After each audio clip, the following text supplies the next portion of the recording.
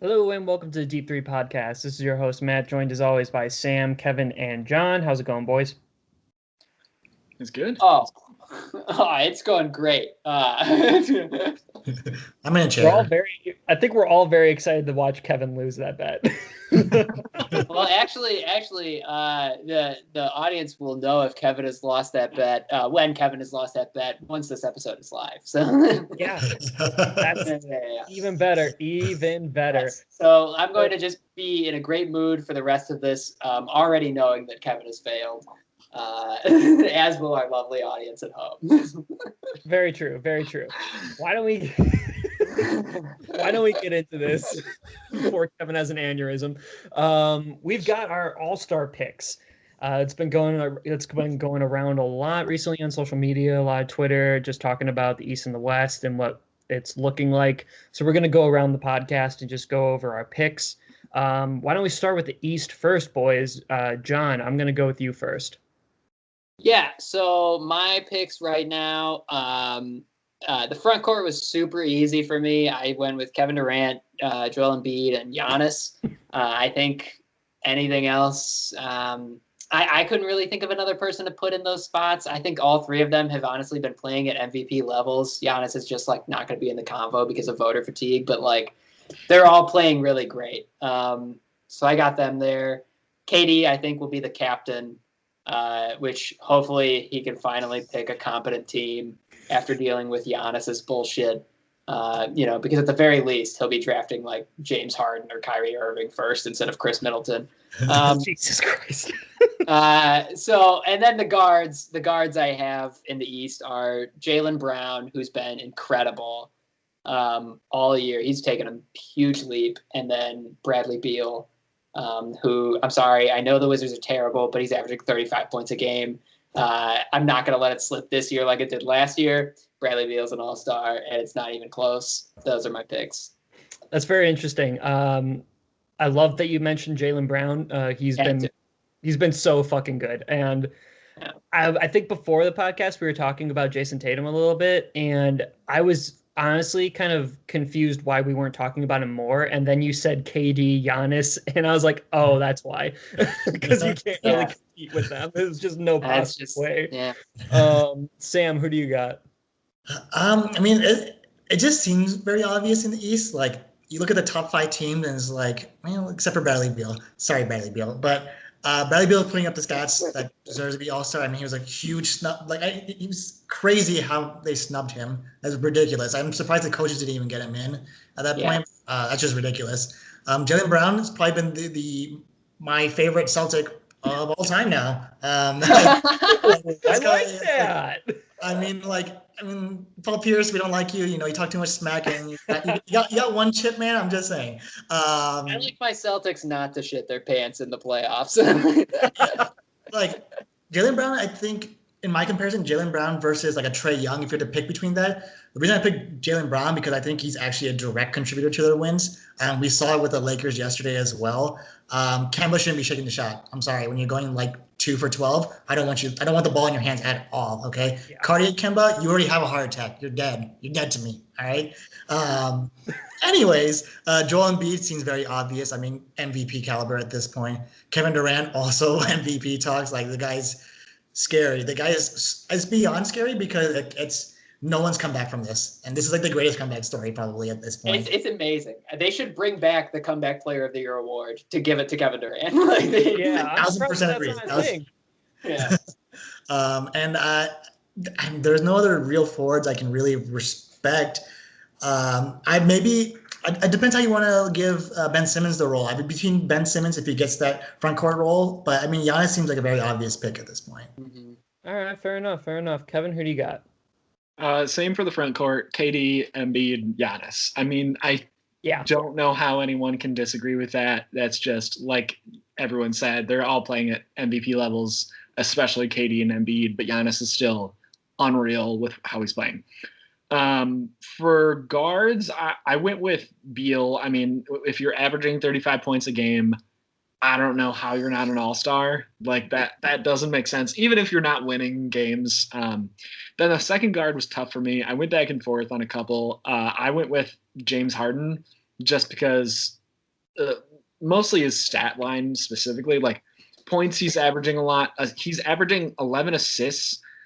So finally getting back in that actual like pure point guard facilitator, while also being able to shoot any three he wants. Jaylen Brown was definitely up there for my choices though. And like John said, like he has made such a leap. So he is definitely still a good pick, but I had to go with James Harden. Just like, I think he is the better player currently. So I had to put him on there. That's fair. I kept Embiid, Giannis, and KD. It's just no brainer. This is where everybody's gonna I have absolutely no problem. I have no problem with Beal whatsoever, and it is hard. It will like.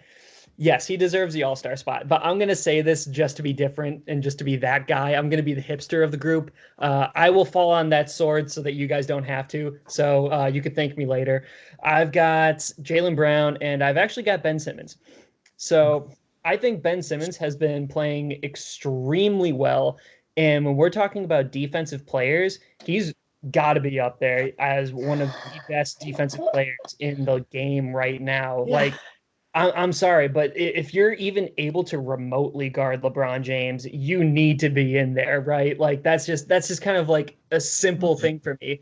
And the only thing with Beal for me, as far as All-Star, I think if we're going with logic, I think Beal gets it, right? I think he does. I think it's Beal, and I don't think Ben Simmons in it. And the only reason for that is because Beal is so much fun to watch, and because he is such a high efficient scorer. And as we all know, the All-Stars is like who's going to make it to 150 points first. And that's just you win with that. But I'm going to pick Ben Simmons just because I do enjoy him very much so. I think he deserves a little bit more respect than what people might be giving him just because of the shooting. He's kind of just like made the game his own. And you know what? I will say this. He may not shoot a lot of jumpers, but at least he can make a goddamn free throw.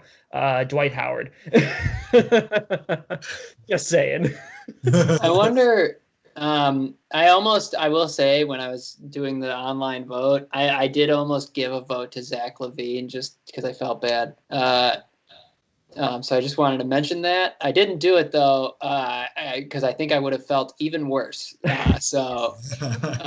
But hey, Zach, you're doing great. I hope he ends up as an all-star, not a starter. And I think we're missing one very important player. I don't know about Giannis, but I feel like Patrick Williams definitely deserves to be in the conversation. Oh yeah. Just playing out of his mind. I think he's better than Kawhi already. Like, I'm sorry. I don't think that's even a combo. No, it's not. It absolutely isn't. Very, very quickly, I thought about James Harden too, and I just had a hard time doing it because he's only played like a handful of his games this year in the East. So I don't know like how that affects the voting or not. I wasn't sure like how to weight that yet. Yeah. But that is interesting. I do wonder if he ends up getting one of those starter spots. Yeah. I mean, I think I would be more surprised if Jaylen Brown got in like over James Harden or over Brad just because of popularity too. Like that's kind of I think Jaylen deserves it. That's why I just gotta but James Harden is a better player than Jaylen Brown, but Jaylen has been having crazy good season. Monster of the year. So why don't we get into the West? Sam, gonna start with you. It's like it seems obvious, but I think there's going to be some hit or miss. I mean, Steph Curry playing phenomenal basketball, definitely earned that spot. Luka, very obvious, horrible team, almost Bradley Beal syndrome at this point. They're not there. We're getting there though. LeBron James, kind of obvious. Jokic playing superb basketball. It seems like a very obvious pick, similar to like Joel Embiid. It's tough because you feel like AD should be there, but I'm just not that impressed. I mean, he might get in just off pure popularity, but I'm just not I'm a little disappointed so far this season with Anthony Davis. So I'm going to get the Kawhi Leonard. I think he really picked it up. And I'm more impressed because he's played almost every game. He's missed a couple games. And he's really showing his strength to come back. So I'll give Kawhi the last spot. I've got so much more respect for Kawhi this year after what happened last year. I don't know if it was just like lingering injuries that were going on last year, because I know that he was banged up in Toronto, so it might have just been like some lingering stuff for his first year on the Clippers. But like, shout out to I think Sam, Kevin, I think one of our first episodes that we did of this entire podcast was actually talking about Kawhi Leonard sitting out like some of those games. So like, mad respect to Kawhi for like playing through this shit, and I'm happy that he looks 100%. And the one thing I want to add is that I think, and this is going to go against Kawhi, but I think it's important to understand that like the Clippers' fault last year does have a big chunk on Kawhi Leonard, because you are supposed to be the key for this team. I know he was injured, but you were injured in Toronto, you were injured in San Antonio. You can't have the same excuse at that point. I understand that he was playing through injury, but if that's the case, just sit out. If you're going to play, you play at that, in my opinion. So, 100%. But fuck Paul George. So there you go. Kevin? Oh, I didn't hear you ask my opinion. Sorry, he was thinking around Lakers talk. Yeah, that's it. Kevin's starting five: LeBron, AD, Marc Gasol, Dennis Schroeder, KCP. Yeah, that's it. All stars. If only. My three easiest picks actually were Jokic, LeBron, and Luka. I mean, all of them have insane stat lines this year. They are obviously all-star caliber. But the other two, the second guard and the third front court pick were tough for me. I actually did go with Anthony Davis, but Sam, your arguments against him, I think, are valid. I think he is still inconsistent this season, for sure. But I think when he's on, he is unstoppable, and I don't think there's anyone better than him. But I think I was going back and forth between him and Kawhi. So Kawhi is definitely right there. I think that is a really good pick, but I kind of just went with Anthony Davis again, a little bit out of loyalty. But also I think when he's on, he's insane. But for guards, I actually picked Dame instead of Steph, which I think Steph is having an unreal year too, but I think Dame he's averaging like 30 points a game. Steph is unreal, obviously, but for Steph to average 27 points a game, that's nothing new. But I think for Dame, it seems like he bumps up his average every year, and maybe that's partly now because CJ's out. But that being said, I think that's still worth giving him a tiny little bit higher of a spot than Steph, in my opinion. That's fair, John. I just forgot, I don't think CJ McCollum has ever made an all-star team. And this would have been the year, and I feel really bad for him. But my picks, I did, I think, the same exact ballot as Sam. I did Luka, Steph, LeBron, Kawhi, Jokic, and I actually can't really begrudge anything Kevin said on his ballot. I think those are fair picks. The West is so loaded that it's like, I wonder if like Devin Booker's an all-star this year. There's people who are going to get left off that are going to be like really, really good. There's going to be interesting snubs there. Obviously I have to vote for Luka, but I also think he deserves it. Steph is incredible what he's doing with his Golden State team right now. They're getting better and better as the year goes on, I feel like, and he's been the one constant the entire time. And yeah, LeBron, the Lakers are the 1 seed. He's been their best player. Kawhi, the Clippers, or they're not the 1 seed now, but they're always they're right there. And same with the Clippers, also right in that hunt. Kawhi's been their best player. And Jokic has been otherworldly. So I felt really good about the West ballot, but Dame has been incredible. He's definitely deserving. So yeah, there's you might notice a little cut in the podcast. We were hacked by the Russians. They wanted to suppress my takes, but it was anyway. I feel good about my ballot. It's Luka, Steph, LeBron, Kawhi, Jokic. They're all incredible. You could make arguments for other guys, but for me, that felt like the way to go. So that's my Western Conference All-Star ballot. Yeah, and I have to agree with those. Mine were definitely on the same tier. I would not be surprised if AD snuck in there, but I feel like Steph is just kind of like Steph is Steph, and he is a cheat code, as we have seen multiple times. It was actually funny. He had a shot where he did the exact same thing that LeBron did, where he threw it up there and then turned around and called it. Very, very wonderful thing for him to do. Very happy for Steph. Ladies and gentlemen, we have a very brand new segment that we have been asking for quite some time. We have a mail time. Cue Blues Clues. So why don't we get into it? We have our first question. I cannot wait to talk about this. Is Blake Griffin a top 5 power forward of all time? I guess it's important that we emphasize the of all time and maybe like not this year. John, do you want to answer this and maybe it'll come off better coming from a teammate? I mean, you know what? As far as like, I mean, Karl Malone's literally a pedophile, so I'm fine knocking him out. Maybe we could give Blake his spot, but I don't know. Like, it's probably not. But Blake's awesome, and he made the Clippers a relevant franchise, which is a very difficult thing to do, especially when he did it. And he's one thing I really respect about Blake is that over the course of his career, he really he came in as one player who was basically just like one of the best in-game dunkers of all time, and a really strong rebounder.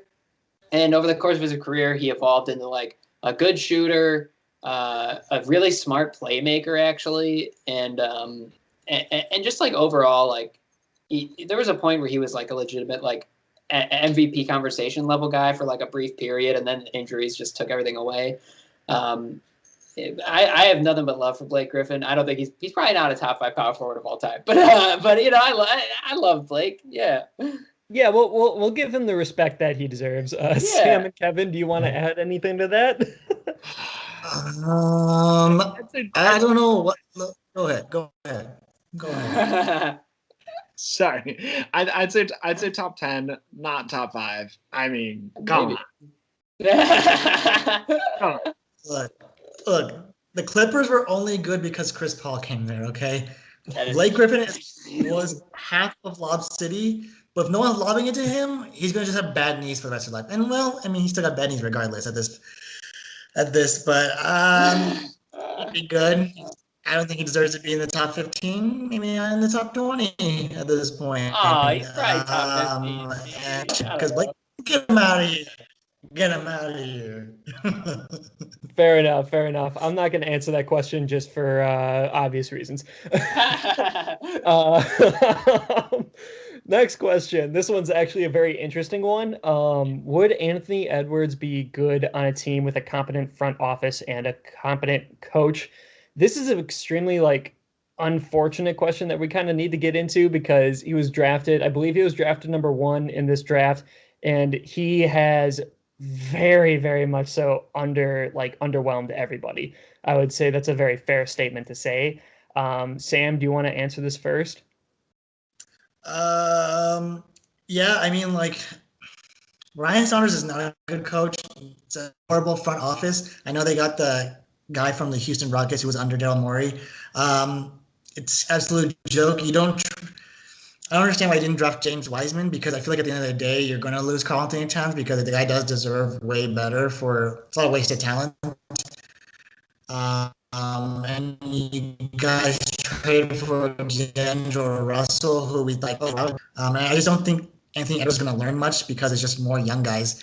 And for me, I think Anthony Edwards has to be a team like a Spurs or like a Warriors at that point. I think that's the best learning aspect because you have the vets to teach them how to actually play basketball and how to love basketball and not just play in the football. So I think he just needs actual people that care about him. Yeah, that's fair. That's an honest thing to say. Kevin, where are you at with this? I don't know. I think I think I agree. I think he'd do better in somewhere with a good front office and good coach. But I think I don't know. There's only so much you can, like, a coach or front office can do, and I don't know if that would change drastically if he had a really good coach that really like cared about him or something like that. Like, I think at the end of the day, it comes down to like if you are putting the work in to play basketball and if you are a good basketball player or not, and if you want to be. And I don't know if that might be part of it, that he just isn't in it as much as some other people are. I don't know. I have a hard time believing this would be a lot different at another team. I think it's going to be this regardless. Yeah, that's fair. John, are you on the same page? No, I actually do think he needs to be in a better place. I mean, like, we saw what they did to Andrew Wiggins, where like they drafted basically like a freak raw athletic talent who like could have put a lot of great, like a great career together for himself, but like didn't because they never developed him correctly. And now we see him in Golden State, and he's actually like a very competent, good player. He's like a really good defender. He's not as terrible of a scorer as he has been. Like, so I feel for Anthony Edwards because he really hasn't been playing basketball for like his whole life either. As we know, like, so he is kind of raw still. I think that this isn't a good place for him to develop. I do wish that he could have been in a situation like what James Wiseman got, even what LaMelo got, even with LaMelo, like, he's lucky enough to have such a good natural feel for the game, but he also has coaches that are holding him accountable and saying, like, oh, you're going to turn the ball over 5 times, you're not playing tonight. Like, Anthony Edwards has so much potential. I hope he can reach it, but, like, it doesn't look good so far. Yeah, for me, it's just like, why draft somebody first round if you're not really going to utilize him to the best of his abilities, right? Like, that just doesn't make much sense, especially for like a losing team like that. Like, who do you have? D'Angelo Russell, and he's ass. Like, he's not good. They definitely like want. I feel like they definitely wanted to trade that pick and just couldn't. And they're like, well, I guess we got to just do this because we got Cat. We can't take Wiseman. Like, it's tough. It looks bad. It's a rough time. Next question. How this is going to be a good one, especially for us millennials. How bad will Space Jam 2 actually be? John, I'm going to start with you on this one. This might not be a popular opinion. I actually think this will be, as far as like the quality of the actual movie, I think will actually be better than the original Space Jam, because the original Space Jam is something that I love and hold dear in my heart, but it's not a good movie. But this one, they have probably a huge production budget, especially because LeBron James wants to like get into the film industry after his playing career. So, you know, he wants this to turn out well. They probably have like, you know, writers are just generally, I feel like funnier now. And I think they probably got more competent people on it.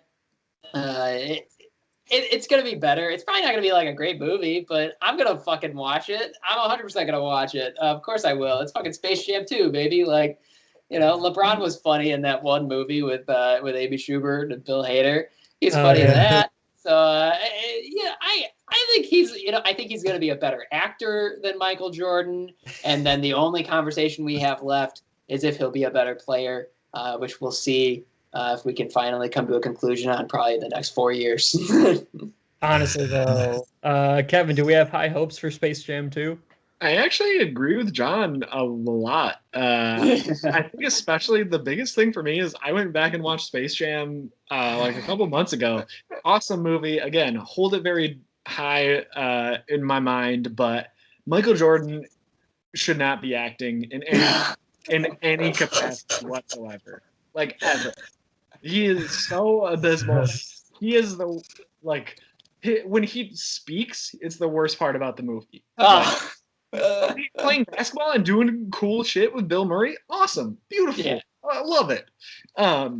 So if we have LeBron in there, who I wouldn't call him a good actor, but he can act. I think that brings it up little bit. I think it's much easier now to be a meme of a movie. Like you're seeing movies like 21 Jump Street, like really embracing the ability to laugh at themselves. And so I think as long as Space Jam 2 doesn't take itself seriously at all, I think it's going to be awesome. I think it's going to be great. And I think they can really like poke fun at themselves and just the meme of this whole movie in general. And if that happens, another instant classic. Yeah, I was gonna say, like, I think so far, like, I've seen like maybe one preview of it, and it was like a really, really short preview, like 5 seconds maybe, and it looks better. Like, it looked like the quality looked better. I would hope it would look a little bit better. Yeah. So that's great. Sam, how are you feeling about Space Jam 2? Look, I think it's when it comes to the basketball movie, I think it's not that hard to beat a comedy movie. Uncle Drew, like, what are we thinking about? Like, I watched it twice, and I'm like, I watched it. This is great. I don't know why I watched Uncle Drew. I think LeBron is a natural actor, but I think the biggest discussion is I think the whole GOAT debate is irrelevant because the two GOATs we need to focus are Bugs Bunny and Daffy Duck, who I think Daffy Duck has really absorbed the Kevin Durant role, where it's just like he hates everyone, and just because everyone hates on him. And Bugs Bunny, I think he's got the MJ vibes and he's got the LeBron vibes. Like it's the two biggest egos you could have come together, and you have Bugs Bunny, and then you get a Kawhi Leonard and a Kevin Durant put together to create Daffy Duck. So I'm team Daffy Duck here. And I'm glad you brought that up, Sam, because I feel like Bobby Portis is the Tasmanian devil. Oh my God.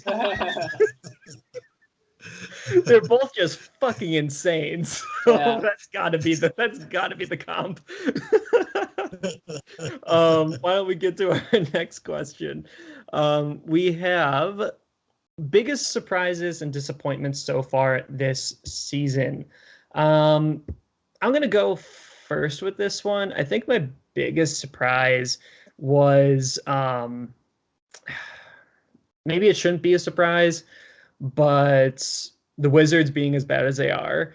I never expected Russell Westbrook to be as bad as he is right now. It's really unfortunate, right? And just like with that kind of trade, with that kind of star power, you would hope that that the team would be a little bit better. And I think the other one for me is Miami kind of taking its huge downturn, right? Like they were in the finals last year and they have not been playing well. And I'll absolutely agree. It's partially that's because of COVID, but they're just in a very unfortunate situation right now. John? I mean, mine's pretty obvious. It's the Dallas Mavericks are pretty surprising to me and disappointing as well. I would say I think that the actual biggest surprise of this year is how good Kevin Durant has been. We've said it probably a bunch of times already, but like, you just got to give him props. Like he came back off the worst injury a 7-footer could have. And he looks really fluid on the court. He's playing big minutes, which makes me nervous. But he's playing like 36 minutes a game, and he's averaging like 30 points and like 7 and 5 or something. Like he looks amazing. He looks as good as he ever has. And it's such a pleasant surprise. And I knew he would be bad, but I didn't think he was going to be like the same, if not better. This has been like my favorite surprise of the year. Yeah, it's been pretty great seeing KD play again. Sam? I think big disappointment is the New Orleans Pelicans. I think there was a lot of hope built around them about the whole resurgence of Zion. To be honest, I'm very disappointed in Zion in terms of what we had as an expectation. I know we shouldn't have expectations, but I'm just saying when you're supposed to come out as like one of the biggest generational impact players, it's not really showcasing. I see the points, but it's not very diversifiable. Like he's not taking outside mid-range game. He's not even focusing on the three anymore. And I think that could be just a Stan Van Gundy thing. And there's no defensive threat. Like I'm okay playing. I'm okay personally because I'm the greatest player of all time, right? That I can straight up just post up Zion and I'm the Jeep Wrangler that's going to run him over, you know? So just really disappointing. I really don't like the Brandon Ingram like comp with him. I don't think that's actually a good compliment for him. But big surprise is big man basketball is back, guys. Joel Embiid, Nikola Jokic, they're showing their presence as being some of the best dominant big big guys ever. And it reminds me of like the old school basketball, is how dominant like a Tim Duncan and Dirk was. Kevin Garnett, you've seen those guys having their skills translated into the next gen game where you're having more facilitation and scoring ability. So it's fun to see the big guys ball out again. I do kind of like that the mid-range game is kind of back now. Like you see like Kawhi doing that a bunch. You see, Jaylen Brown's been excellent as far as that. And you see the GOAT, Patrick Williams, doing a fantastic job in the mid-range. It's wonderful. You really love to see it. Kevin? I think one of my biggest surprises, I think I agree with all yours. First of all, you guys all hit the nail on the head with those. I think one of my biggest surprises... I think one of my biggest surprises otherwise is the Jazz being as good as they are. I think they're really cohesive. I don't know if it's going to stay throughout the whole season and the playoffs again, but I think for now they're very surprising and impressive. And I think for a disappointment, I mean, I got to go with the Wizards. I think we all at the beginning of the season were kind of like, okay, yeah, that Russ trade is actually not like pretty good for both sides. Like it's not completely even, but Russ and Beal are going to be a good combo. And the Wizards now have 3 wins and they're abysmal. They're absolutely sad to watch. And so I don't think any of us really saw that coming to this extent, at least. And yeah, I gotta be a little disappointed in that. Kevin, I think that your actual most biggest disappointment is that Paul George has been making you look bad all year. All I need is a couple games for him to absolutely blow it, and that's enough. We've already had one where they lost by 50 points and got outscored on a new level. So I'm just waiting for one more. Fair enough. All right. So the next thing that we're going to do is it's going to be a little bit different. Everybody, I kind of want you to pull up the doc right now. The last question that we did was obviously biggest surprises and disappointments. We're all going to just kind of pick one question. So I'm going to start and then after mine, then one of you guys can pick another one. And then we're just going to kind of grind through these questions really quick. So I'm going to go with this one. What player team gets the next last dance-esque doc? Ooh. To me, it kind of seems obvious almost. I feel like it'd be the Golden State Warriors, like Death Squad. Like, I don't really know of a better team than those guys. Like, Jesus Christ, they had a legit dynasty, man. And then Sam's over here scratching his head because he wants to say the Spurs, which I get, man. Tim Duncan's a wonderful person and a fantastic player. And he's shaking his head. Look, it's not even the Spurs. It's the Lakers, the 2000 to 2002 run Lakers. You don't want to see Shaq and Kobe beef it out there and still somehow win 3 titles. Also, shout out to our Mamba. All right, it's been 1 year. RIP to the GOAT.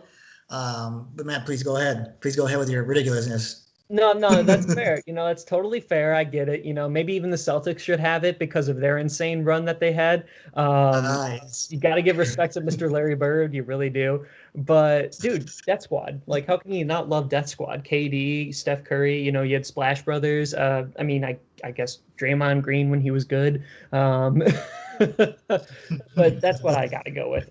John, what question are you going to pick? I'll say... okay, yeah, let's do, I'll talk about why does Luke Walton suck so much? It's because he's not a good NBA coach, as I think the big reason why he sucks so much. I think it's because he's the product of nepotism. I think that's how he got into the NBA, and then how he got a coaching job in the NBA, and then he got to be luckily the fill-in for Steve Kerr while Steve Kerr's back was not functional, and the Warriors went on to win 73 games. So it looked like Luke Walton maybe had something going on, but it turns out, nope.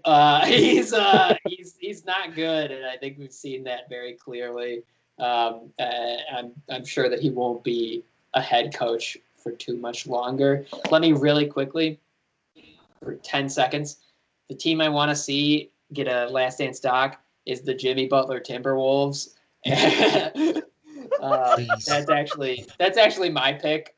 Is the one I want to see because I want to see specifically footage of the practice where Jimmy takes all the worst players on the team, like practice squad boys, and takes it to the starters in practice. That's what I want. That would be hilarious. Yeah.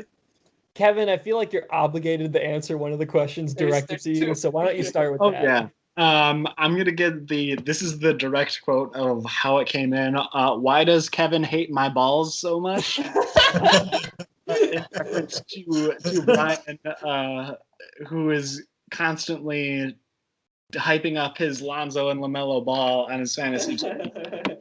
Listen. They're not that good at all. Lonzo he's over and done with. We've moved on from Lonzo. Now LaMelo, okay, maybe he can improve a little bit, but right now has almost the exact same stat line as Lonzo, and they're both like sad. They're both like 12 points a game, like maybe 5 rebounds and 5 assists on like 30 minutes a game. They're not good. They're just not. They're not contributing to the team that much. Like LaMelo has awesome highlights, but those highlights are 2 plays from the 30 minutes of playing time in each game. Like it's if you watch any of the 28 other minutes, it's not fun to watch. It's not good. He's not that good of a player yet. Maybe he'll get better. Maybe he'll improve, unlike Lonzo. But we saw with Lonzo, starting off strong. We thought he was going to do better, and then he just plateaued. Same thing's going to happen with LaMelo. I don't like your ball. All right. that one seems a little personal. I don't like your balls. Okay. Sam, what do you got? I'll make mine very quick. I'm gonna take 2 questions. It'll be very quick. Is Rashko Nesterovic the greatest player of all time? No. Very obvious. Brian, suck a dick. Hopefully they got censored. If not, fuck it. How we live.